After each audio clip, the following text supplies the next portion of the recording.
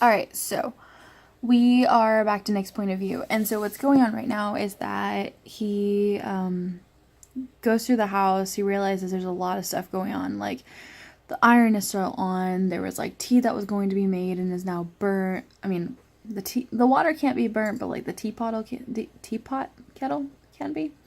Her stuff is just like all in a mess, and like we don't know what's going on. The living room is all upturned, like there was an obvious struggle, and every sign points to like someone like broke into the house and kidnapped her. He calls the police get there, they take him seriously, they call two detectives up.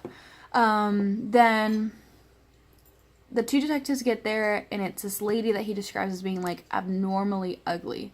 Like, not everyday whatever ugly, like whoa, you look at her and you're just disturbed. But he says he has a strong affinity for ugly women, that he was raised by three very ugly women, and that they were all good, fantastic charactered people, and so he has an affinity for ugly women. He also mentions at one point that he, like, Amy is the first pretty girl he actually seriously dated. So I don't know if that's going to come into play later. Like, maybe something about her being pretty and standardly attractive plays into her character and how, like, he interacts with her, as he is unused to having someone who is standardly pretty, and whatever comes with that. I don't know. But anyways, when the detectives get there, they're like very, very nonchalant. They do not seem to care. They are not taking him very seriously. Like the police officers take him seriously, but the detectives seem to be very like, meh, seems like something happened. And they're trying to make kind of like small talk with him, and he is not doing well. He actually, he describes himself in this part, which is the first description that we get of him and his physical being from his point of view, which is, he says he is a standard Irish working class man stuck in a, like, something like a rich, like, playboy's, like, face or whatever. So apparently he's, like, he understands that he is very, very, very, like, attractive, and that it doesn't fit him. So at least he's acknowledging of that. But he then, like, he says that he tries to overcompensate for being so strikingly handsome by smiling. He just tries to smile a lot to overcompensate by how, like, douchey his face looks basically all the time. So, I bet that only makes him look worse and creepy, coming from, you know, me point of view, where I've seen, like, really handsome men smile, and my immediate, like, reaction is to, like, kind of flinch back, like, what are you doing? What's up? There's that.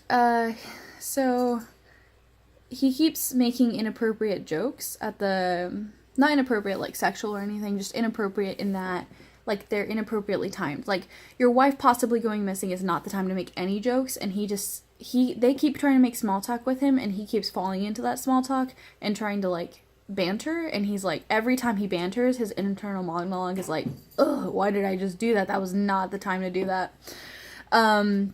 So he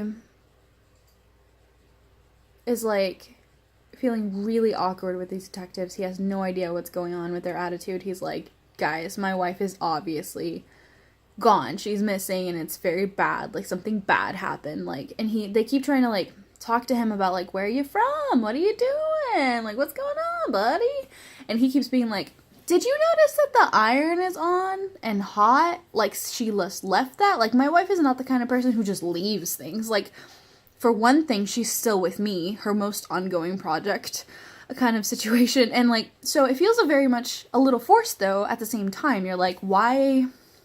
I can see why in the detective's, like, point of view, they would be weirded out by how much he's like, did you see that thing that's obviously right there, pointing to her being kidnapped and or missing?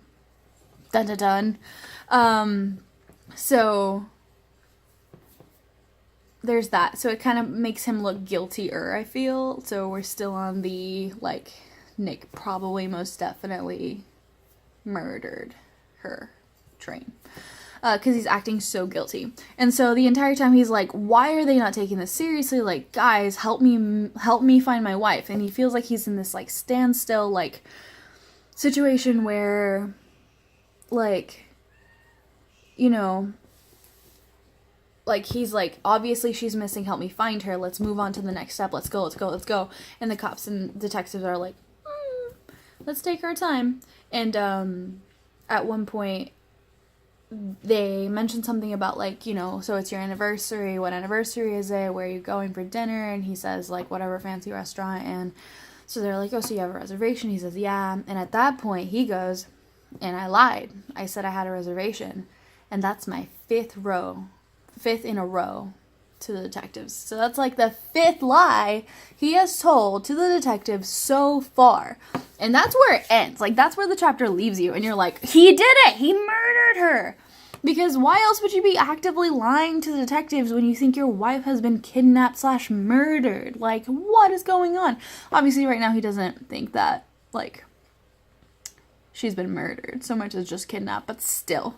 Also, he keeps being really weirded out by the fact that the woman detective something Boney, is like trying to like get a personality read on him, and he's like, why are you doing that? So she mentions that he has an attitude of a younger sibling, because he doesn't call anyone or tell anyone that she's missing, or like call and see if she's at their house or with them. And she's like, oh, did you wait because you're the younger sibling and like you're always used to having someone else take the lead, huh? And he's like, nah, obviously she's missing and not just at a friend's house. And the detective's like, yeah, sure, I have a little brother just like you. And he's like peeved by that, so he tries to like smile harder, which I'm sure makes him look even creepier. But, so here we are. And so his section definitely ends on the fact that, like, this is his fifth lie to the police, or, like, to the detectives, who are also police, I'm sure. And, like, why? And what are those lies? Like, you don't know. The only lie that he has, like, internally confessed to you was the one about the reservation. So what is going on? Why is he lying? What is he lying about? And, like, did he murder her? I don't know. We're probably about to go back into Amy's point of view, so here we go again.